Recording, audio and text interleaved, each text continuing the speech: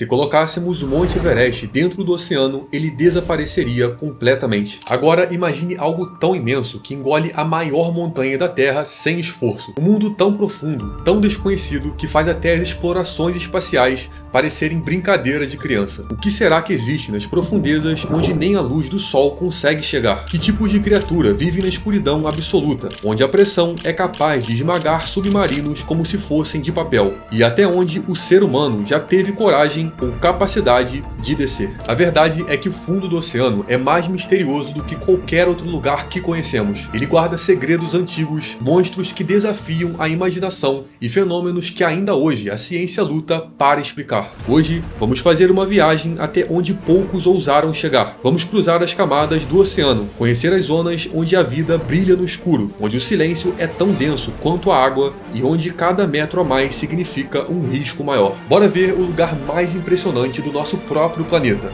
o fundo do oceano.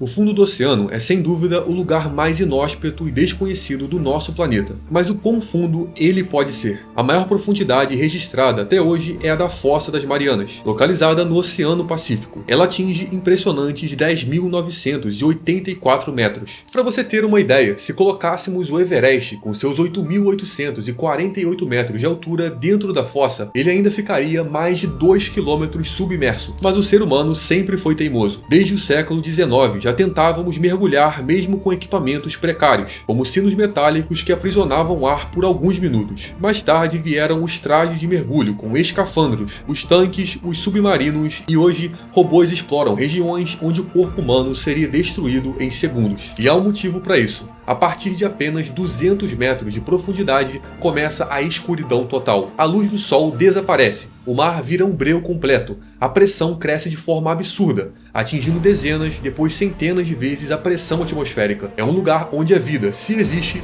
tem que ser bizarra para sobreviver. Peixes com dentes que mais parecem agulhas, criaturas que brilham no escuro, lulas gigantes com mais de 15 metros. Ali, tudo é silêncio. Não há cor, não há luz, não há calor. Só frio, escuridão e um vazio quase absoluto. É o tipo de lugar que te faz lembrar que por mais que a Terra seja o nosso lar, grande parte dela continua sendo um mistério. Então, descendo um pouco, chegamos à profundidade de 10 metros. Ainda estamos em um ambiente familiar. Mergulhadores recreativos nadam tranquilamente por aqui. 20 metros. A luz do sol ainda ilumina com força, mas cores como o vermelho já começam a desaparecer. Aqui vivem os corais mais coloridos e espécies como o peixe-leão e a moreia. 70 metros. Encontramos o maior peixe do mundo. É aqui que vive o tubarão-baleia. O maior já registrado tinha 18,8 metros de comprimento e pesava cerca de 30 toneladas. Apesar do tamanho, é inofensivo e se alimenta de plânctons. Ele vive em águas tropicais, mas já foi visto mergulhando até 1.700 metros, onde a temperatura pode cair para 7 graus. 100 metros. Aqui já se entra na zona de risco. A síndrome de descompressão pode ser fatal se o mergulhador não subir corretamente. Ainda assim, em 2010, o neozelandês William Trubsgy quebrou o recorde de mergulho livre, atingindo essa profundidade com apenas uma única respiração, sem tanque e sem ajuda. 150 metros é a profundidade máxima que o Nautilus, um super iate submarino de luxo, consegue atingir. Com 37 metros de comprimento, ele tem sala de jantar, bar, academia, piso transparente e pode ficar submerso por até 12 horas. Para entrar nele, você precisa enfrentar uma fila de espera de 30 meses. 200 metros. A partir daqui, o azul começa a sumir. A luz do sol não penetra mais. É onde entramos oficialmente na chamada zona crepuscular. Aqui começa o reino das criaturas que brilham no escuro, da bioluminescência. É também de um monstro silencioso, o caranguejo-aranha japonês, o maior artrópode do mundo, com patas que chegam a 3 metros de envergadura. 300 metros. É nessa faixa que vive o peixe-remo gigante, que pode ultrapassar 11 metros de comprimento. Ele é ligado a uma lenda japonesa que diz que quando ele aparece na superfície acontecerá um terremoto ou um tsunami. Coincidência ou não, em 2011 ele apareceu na costa de Honshu, no Japão, dias antes do devastador tsunami. 400 metros. Peixes com olhos ampliados para captar qualquer vestígio de luz. A lula vampira, por exemplo, vive por aqui. Apesar do nome, ela não suga sangue, mas se assusta fácil e solta uma nuvem de muco brilhante que parece glitter. 500 metros. Diversos submarinos militares patrulharam essa região durante a Guerra Fria, mas também foi aqui que muitos desapareceram. O USS Scorpion, por exemplo, afundou em 1968 e foi encontrado meses depois a mais de 600 metros de profundidade. 828 metros. É a mesma altura do Burj Khalifa,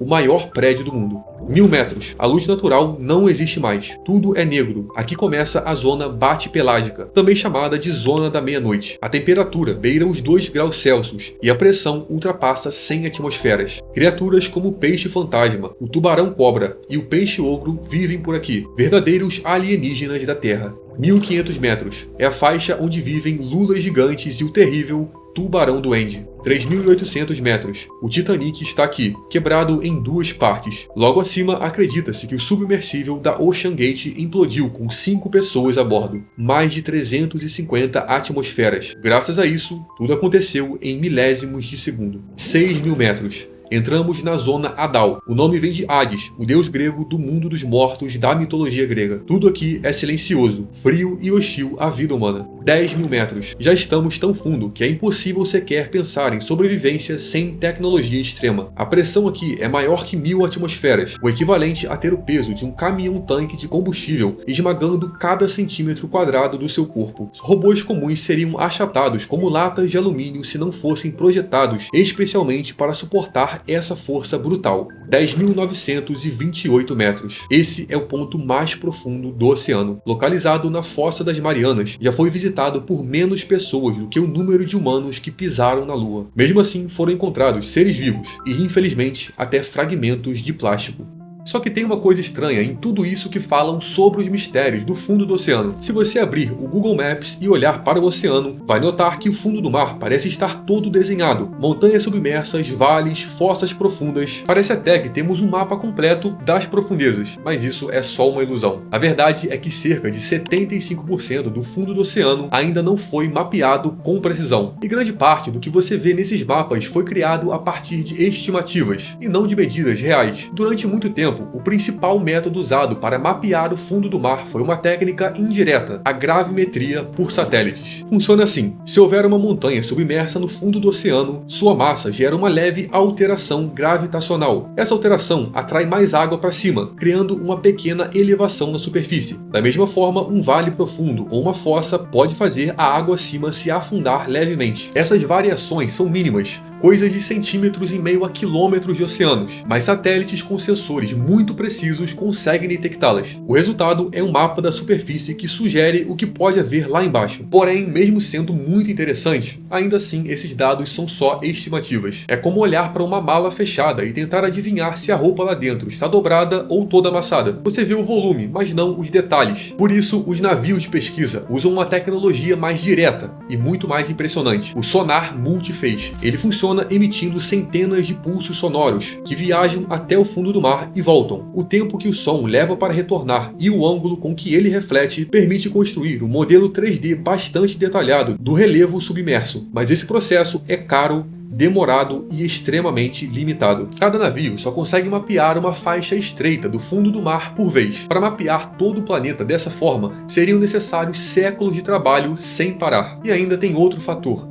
a geopolítica. Países como a Rússia, China e Estados Unidos controlam cuidadosamente as informações sobre seus territórios submersos. Revelar em detalhes o que existe no fundo do mar próximo às suas costas pode significar abrir mão de vantagens estratégicas. Por exemplo, saber onde estão as formações rochosas que escondem submarinos, mapear regiões ricas em minérios submersos e controlar acessos para cabos de internet, bases navais e poços de petróleo. É por isso que vários mapas públicos são borrados propositalmente, ou simplesmente não mostram nada. Não é que talvez ninguém tenha passado por ali. Provavelmente ninguém quer que você veja o que existe ali, mas todo esse interesse pelo fundo do mar já existe há muito tempo. Por milhares de anos, o fundo do oceano foi simplesmente desconhecido. Para os antigos, o mar profundo era o reino dos monstros, dos deuses e dos mistérios inalcançáveis. Gregos, romanos e fenícios acreditavam que havia um limite, além do qual nenhum navio voltava. Na prática, por muito tempo, nós não tínhamos como ver o que havia abaixo da superfície. O máximo que o ser humano conseguia fazer era olhar para a água e imaginar: completar, a primeira tentativa real de medir a profundidade veio no século XIX. Na época, o método era rudimentar, um balde de chumbo amarrado em uma corda. Jogavam o peso no mar e esperavam até sentir o impacto do fundo. Depois bastava puxar de volta e medir quantos metros de corda tinham sido usados. Um método simples e incrivelmente impreciso. Mesmo assim, no século XIX, o navio britânico HMS Challenger realizou uma das maiores expedições oceânicas da história. Durante 4 anos, a tripulação percorreu os oceanos do planeta, coletando amostras, registrando temperaturas e, claro, tentando descobrir o que havia no fundo. Foi nessa expedição que o local mais profundo do oceano foi identificado, a Fossa das Marianas, que hoje conhecemos como Challenger Deep, em homenagem à missão. A tecnologia só começou a mudar de verdade no século XX. Veículos como o Batscape Triste, em 1960, conseguiram descer a mais de 10 mil metros de profundidade, levando 2 tripulantes humanos até o ponto mais fundo já alcançado. Eles não viram monstros, nem Atlântida, nem portais mágicos, mas viram vida, mesmo ali na escuridão e no silêncio absoluto. Depois vieram os submarinos nucleares, os sonares multifeixe, os robôs submersíveis controlados remotamente e até missões privadas, como a do cineasta James Cameron, em 2012. Hoje, conseguimos ver o fundo do mar com câmeras em altíssima resolução, medições em tempo real e sensores que leem até a química da água. Mas mesmo com tudo isso, a maior parte do oceano ainda é inexplorada. Não por falta de curiosidade, mas porque o oceano continua sendo um ambiente mais hostil e difícil que o ser humano já tentou conquistar. Explorar o fundo do mar é caro,